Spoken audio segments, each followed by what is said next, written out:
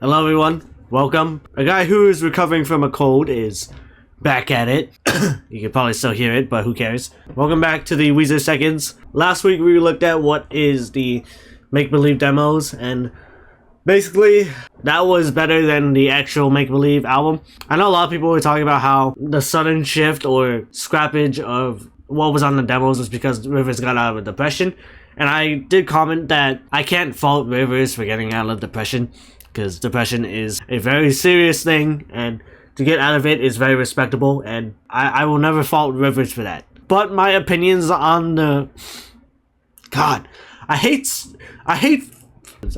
fucking speaking after recovering from a cold, because it's still got the mucus stuck in there, and like it's still irritating, but like, God, I gotta do this. Yeah, so my opinions on the make-believe album still stands, but I will never fault Rivers for getting out of that mental slump. But now we're kind of in a doozy, because last time I said in the video that I was actually going to listen to the Red demos, the Red album demos, then react to an album by the band Ozma, because of how similar they sound, I guess, to Weezer. But before I started recording this, I realized in the video that I said I was gonna listen to the Red album demos first, and yeah, with the community post, it made it seem like the Ozma video was next. That was a mistake on my end, so I'm sorry for any confusion that may have caused. I don't know. A lot of people seem to have just commented about the hype for the Ozma album instead of the Red demos, which makes sense. It's a demo compared to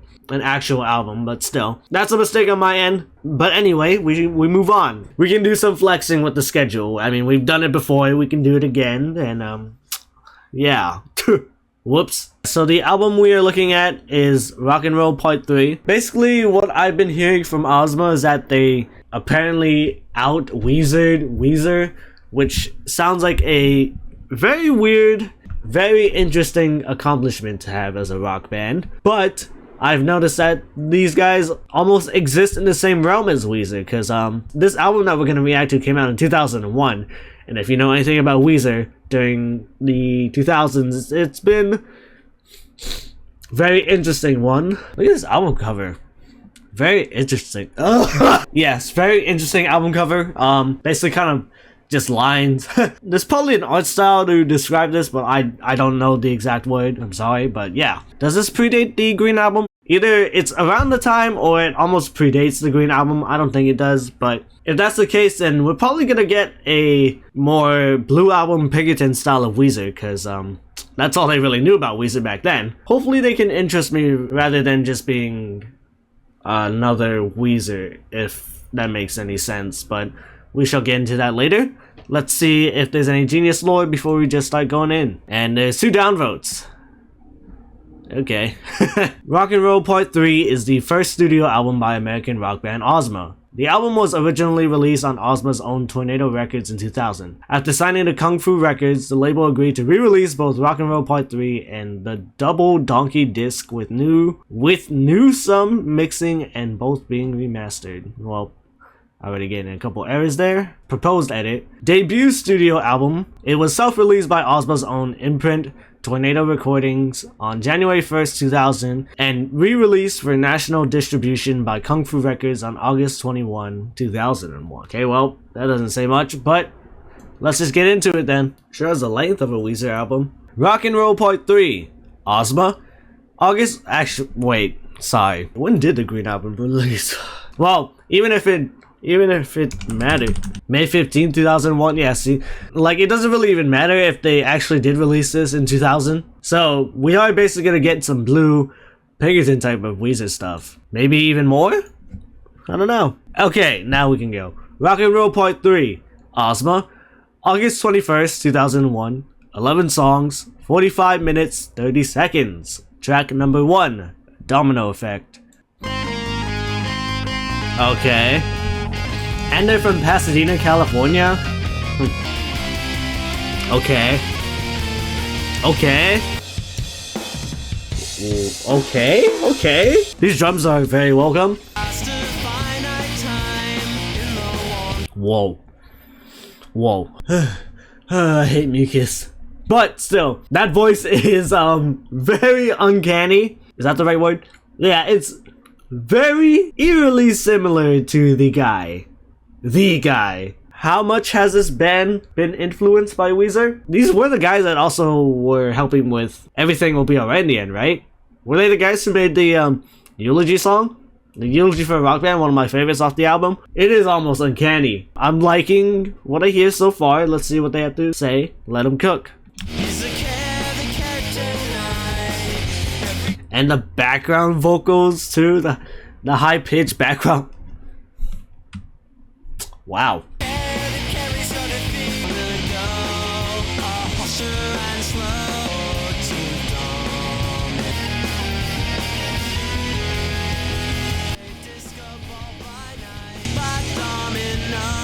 Let's see how this solo goes. Okay. The warm July nighttime. What if chances last to find? Is it gonna trend? Whoops. Wow, okay. That's a pretty good start. Yeah, it felt very fun. You know, synthwave, power pop, pop punk? No, pop rock. There you go, that's the word I was looking for. And yeah, man, that voice is very, very similar to riverscuomo, and it's almost eerie in a way. He almost sounds identical to him. It's kind of crazy. This feels very Pinkerton-like, but like only when it comes to like the synths and stuff, because that was a very heavy thing used within the Pinkerton era. But still, does not feel as dark. See, I mean, even look at what Genius has to say. Even though it's unreviewed. It seems to be about taking chances instead of buckling your knees and staying still. It yells at the listener that hesitation will end up as regret later on. That's nowhere near the Pinkerton lyrical synopsis. I don't know if this will set the tone or it's just, you know, a one-off intro song, but if this sets the tone, then it sounds like we're getting a more optimistic, synthier Pinkerton. But I should not make assumptions off of one song. Anyway, track number 2, Apple Trees. Nice transition. You'll have to guess the lyrics? Fuck you. Whoa, that bass sounds weird. Time has passed. Okay.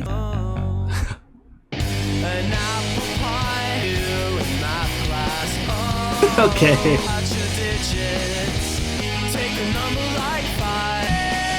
500? No, I didn't look at the lyrics, I swear. Hello, these riffs?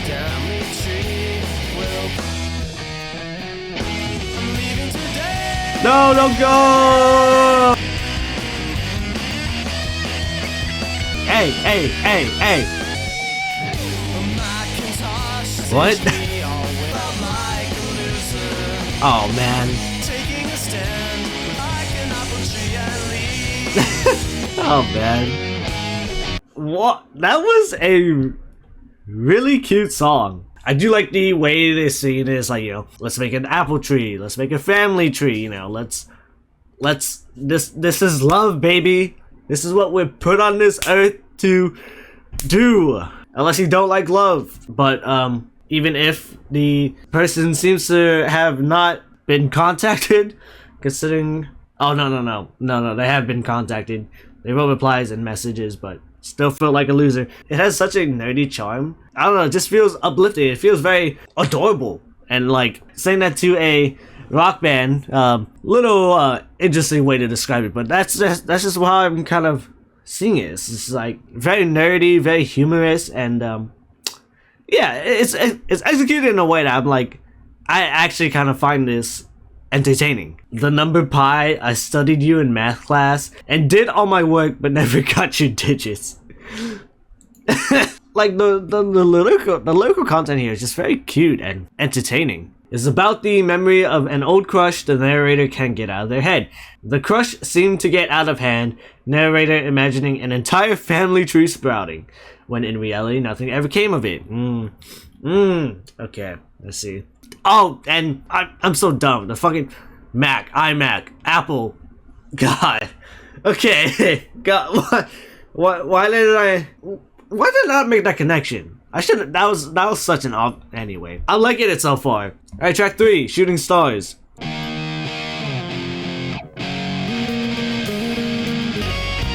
What the? Okay. We're speeding, we're speeding. It can't be worse than war. Say that I shouldn't have returned. Then you can't be far. The base, hello. Reach up there, buddy.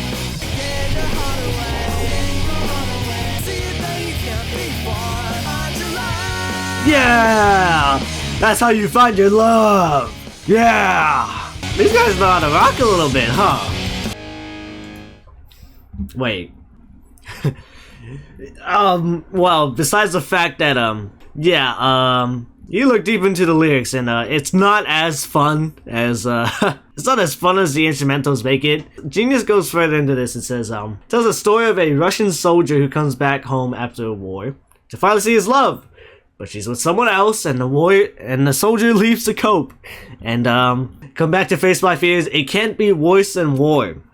Can't be worse than war. That's fucking insane. Well, then again, I've never been in the military. I've never been to war. Yet there have been countless stories of soldiers, wife, spouse, whatever, cheating because they're gone for so long. They're far away, almost minimal contact. So yeah, I'm not surprised if many soldiers have experienced something like this or related to something like this. It's like, wow. It's like at that point, what do you even do? Because that's such a fucked predicament to be in.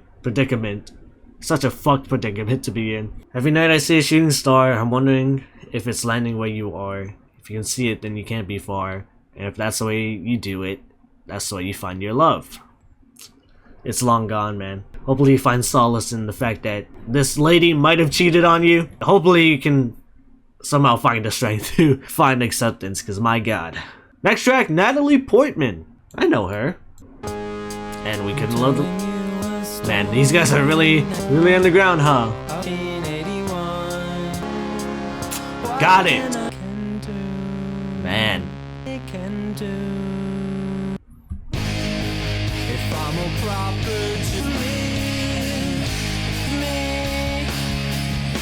Hold up.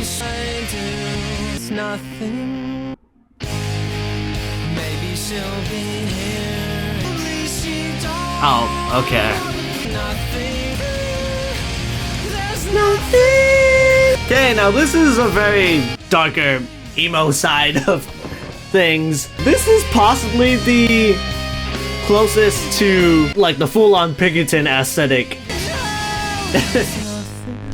It's so yearnful. It has that like emotional attachment to it. Well, he didn't mention Japanese people, but he did mention Jewish people. So there's that. Okay, not bad. What? The ups and downs. Okay, wait. These lyrics. I don't even think the lyrics are complete. Well then, what an opening line, I guess. What the fuck? This album's starting to get a little darker, huh? Dun, dun, dun. Oh, but this bass, dude. What the fuck? That's fucked. Is that what I think it is? In 2001?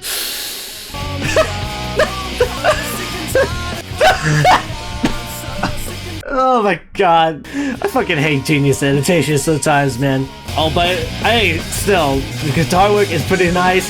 Sensor and also welcome. Wow. Another good track. Track 6. If I only had a heart.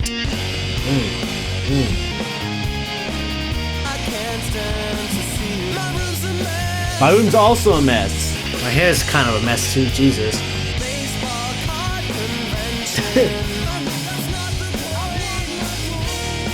Okay. Considering the turn we've taken so far with this album, sounds like his heart's it's been bursted, man. Whoa, hello. Okay. Baseball. I know a thing about baseball, and they couldn't find the lyrics. God, I'm gonna have to pull up Genius so many times.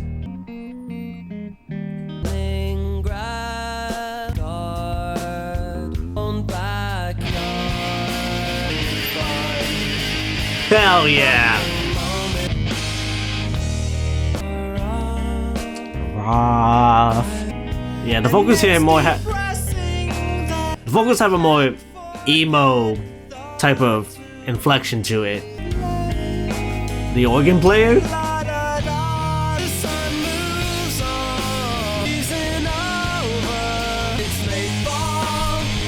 True. Okay. Woo! Let's go!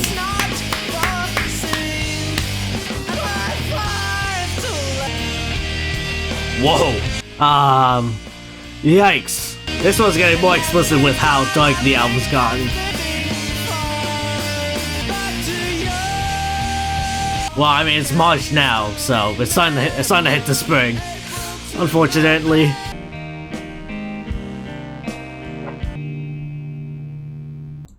Wow. That was either one of or the emotional climax of this album, because my god. I'm sorry, I don't know the band members' names. The singer put his all into this song. Like, holy crap. The feeling of a past love and relationship is like what you felt with that person, the memories you made with that person. Nostalgia can be one hell of a thing, dude. So mix nostalgia with the past relationships and the memories, and it's like, good god. For this person, it's definitely gonna be a hard thing to get past. I mean, even if you saw the bridge, we play our games, I've got a girlfriend, you've got a new guy. It's not the same. I drive straight up I-5 to let you know I'm still alive. It's like, it just shows you how stuck on this past relationship this guy has. And like, I don't know if the girl feels the same, but still, it's so, I don't say it's like a complex thing, because like a lot of people have been in this predicament before, but love itself is so complex. Like, my god, I just got reminded of Joji's Glimpse of Us, and it's like the relationship I'm in now, it just reminds me so much of the past relationship. It's like I can't even let go of it. It's like I'm still searching for it. It's like, wow.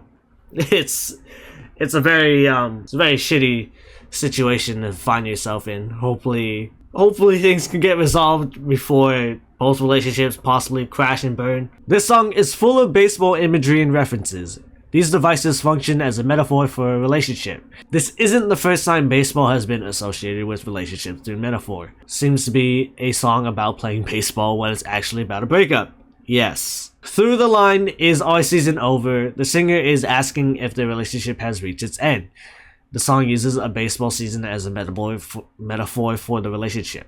In the last line of the chorus, the singer is saying that they were the best couple in the whole game. This idea carries on straight into the bridge. "I've got a girlfriend and you found a new guy, but it's not the same." God. Holy. Alright, we got 4 more tracks left. Track 8, Rocks. And you guys still don't know the lyric. Are the Synths gonna take main part in this?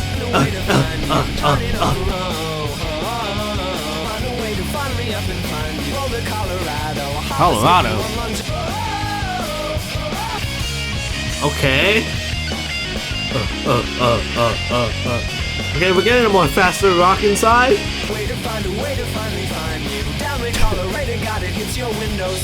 Oh shit. Holy. Don't. Oh. Okay. Okay. Track 9, Battlescars. What the fuck? What the fuck? Holy. 8.5 minutes. Strap in, boys.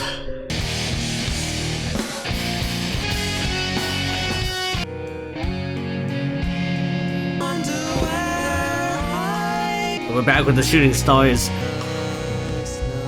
True.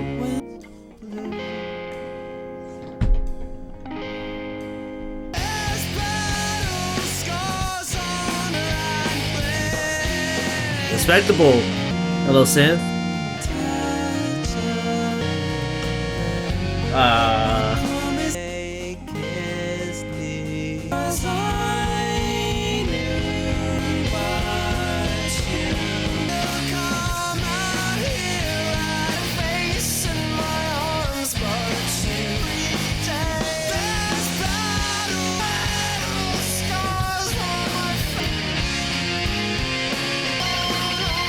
Holy fucking.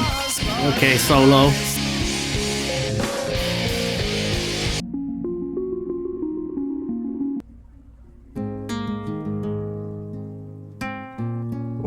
Hello?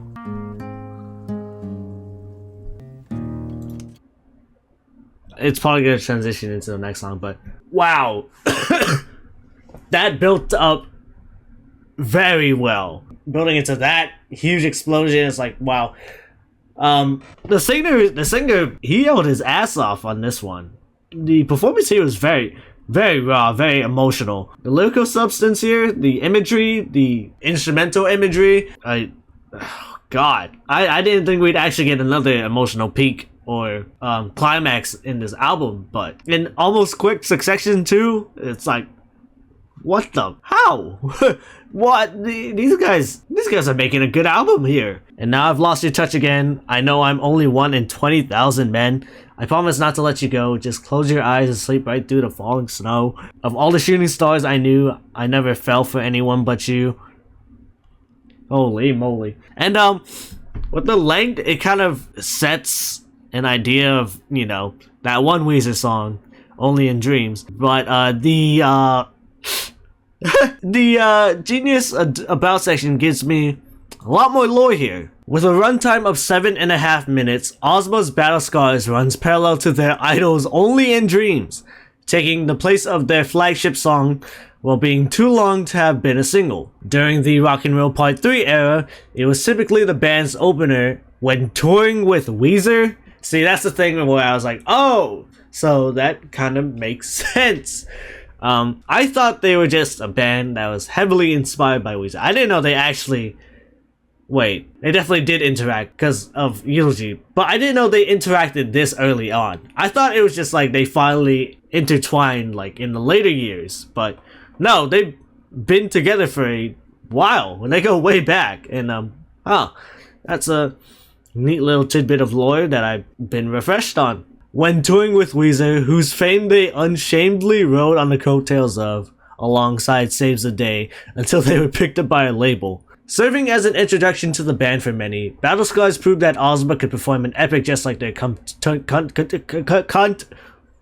contemporaries. While the band's multiple songwriters have described their more heartfelt songs as personal, the content of Battlescars manages to be vague enough to support pop appeal while remaining profoundly sincere and personable. It paints the story of a musician and his lost love and slowly crescendos into a story of triumph and victory. The song continues to act as a perfect demo to band, showing a wide range of instrumental and vocal performance while proudly displaying their ability to write smart hooks and verses. Yeah, even if the lyrical content is very vague, it still packs a very emotional punch. Add on to the fact of the singer's very emotional performance, and yeah, you got a pretty epic song here. I'll give you guys that one. That was really good. Alright, track 10, In Search of 1988.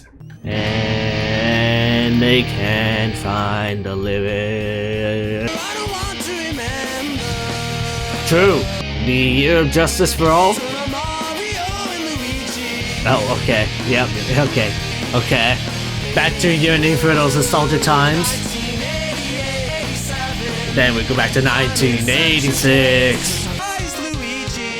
Okay. Luigi is a high jumper. Sounds like put your hand on Luigi, like choke that fucking green hat bastard out. Back to 1987, search of days when times were good. Stop the commotion, motion.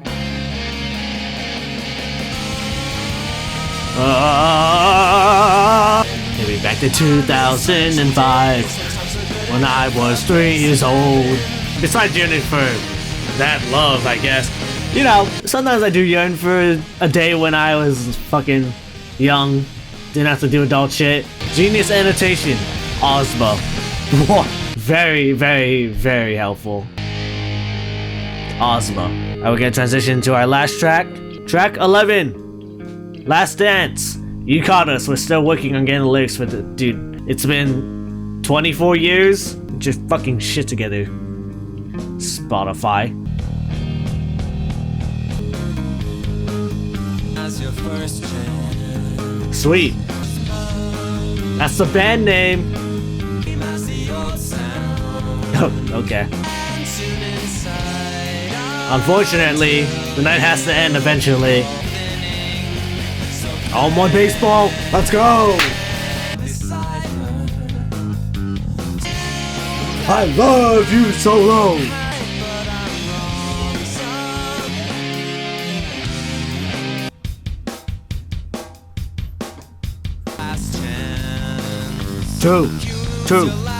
True. Not false. Not false. Not false. You've lost your last chance. I've lost my last chance. And we're back. Holy mother Jesus. Okay, well, back to that last song real quick. I do like how they weave it into, like, you know, it's like the last call on our album. That's it. We're ending, but also weaving it into like the love narrative, or the kind of like the what is it, the last slow dance song of a prom. Once that last slow song is over, it's you aren't getting that intimate feeling for a while, I guess, or ever. So this album begins and ends with practically the same word, that being chances in Domino Effect and chance in Last Dance. Nice quotation marks. Huh. That's a cool way to end it. Well, yeah, okay. That was Ozma's Rock and Roll Part 3 and my introduction to the band. And wow, I wasn't expecting a lot, but I definitely did get way more than expected. Like, way more. They like overshot the bar. I'm not gonna lie, when people say like there's a band that's like a certain band, I don't know, I guess I could get a little unsure about it, because I'm afraid of them just being a one-to-one recreation of that thing they're heavily inspired by. Let's use a pretty big example, you know, the Led Zeppelin and the Greta Van Fleet comparisons. I personally haven't listened to Greta Van Fleet, but I've heard so many times that Greta Van Fleet is so much like Led Zeppelin. And while there is that side that's like, oh, well, it's still a new band and they make new music, and I like Led Zeppelin, so of course I'm gonna like them, but you also run the risk of those being like, why don't I just listen to Led Zeppelin?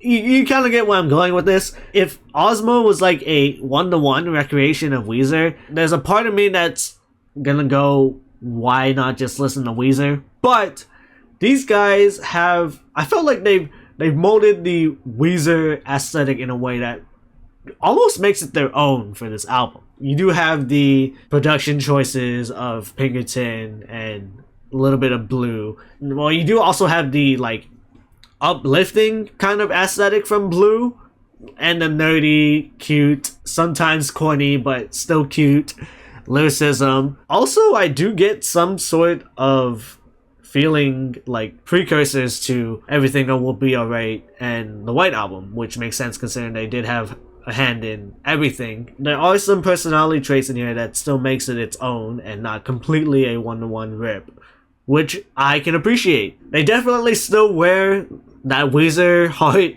on that sleeve, and very, very well, but still, I still feel like what they brought here was still good to stand on its own. Some of the songs had such emotional impact and some very surprising poetry here. It's like, it really took me by surprise, because I honestly thought from the beginning of the album we were getting some sort of fun, happy, nostalgic sort of nerd rock album, and it's like, why are we suddenly talking about how I'd rather be in the trenches fighting for Russia in war and wanting to throw stones at your window and still being in love with my battlescars? And it's like, whoa, I didn't expect that turn, even if it probably would be obvious if I would when I do re-listen to this album. But my god, this took me for a turn, multiple turns, multiple peaks, and yeah, I was pleasantly surprised by this album. Pretty cool solos, the synth work was nice. Unfortunately, I felt like the drums kind of just started to take a backseat once the first song happened, because he had a little drum solo, and then everything else was pretty much just, you know, just to uplift the rest of the band. I thought we were gonna get another drum solo here and there, but that's just the way of life. It's just sometimes unfortunalities come. But yeah, wow. And, you know, this does take back to a time. There's like so much topics about past relationships, being stuck on your past relationships, nostalgia. Nostalgia is a very big word here. He is very stuck up in the past with that, I want to say, like, linear overarching kind of narrative throughout the album. But yeah, holy, there's a lot packed in this album, surprisingly. It's done in a way that's very, very entertaining, a little corny, but still very entertaining. But still, there's some very serious points in this album, and like, I can't knock them down for that. There's a lot of highlights too. Apple Pie, Domino Effect, Shooting Stars. Yeah, there's just a couple of songs I'm not really too crazy about, which is like Natalie Portman and In Search of 88. I'm not too crazy about those songs. Not sure about them yet, but still, everything else was pretty good. This album just makes me want to yearn for a freaking year where I didn't have to do taxes, but such is life. With that being said, that'll do. Thank you for watching another Weezer Seconds video in the books. Thank you for watching. Like, comment, and subscribe. Watch my other Weezer videos if you want to. Watch my non-Weezer related videos if you want to. I think I messed that up a little bit, but still, it's funny because, like, this technically isn't Weezer, but it's very Weezer coded, and obviously these guys know each other, so I wonder if all of their albums are kind of like this, or if they somehow mold their sound to start to fit more into like what Ozma wants to be, rather than riding on that Weezer aesthetic. If they still do it in like, what, 2019, then, you know, I guess that's okay. But, you know, right now, it's not a complete one-to-one where it's like, why don't I just listen to Weezer? But, you know, maybe they do mold it more, evolve more to where they have a specific Ozma sound. I don't know. I don't know yet. But anyway, yeah. Now we have to move on. What's next on the list? Well, it was going to be this album, but now it's kind of taken place and switched with the Red Album demos, which hopefully I remember to do the Red Album demos. I probably should not mention what I'm going to do next after that, because that'll just confuse everyone again, and myself. So yes, next video for the Weezer Seconds, next rendition, is going to be the Red Album demos. So if you have any lore about Red Album demos, then let me know. But I'm probably just gonna find some YouTube playlist and hopefully it has your song in it. Alright, yeah. Shout out to Ozma, shout out to California, I guess, and shout out to Weezer.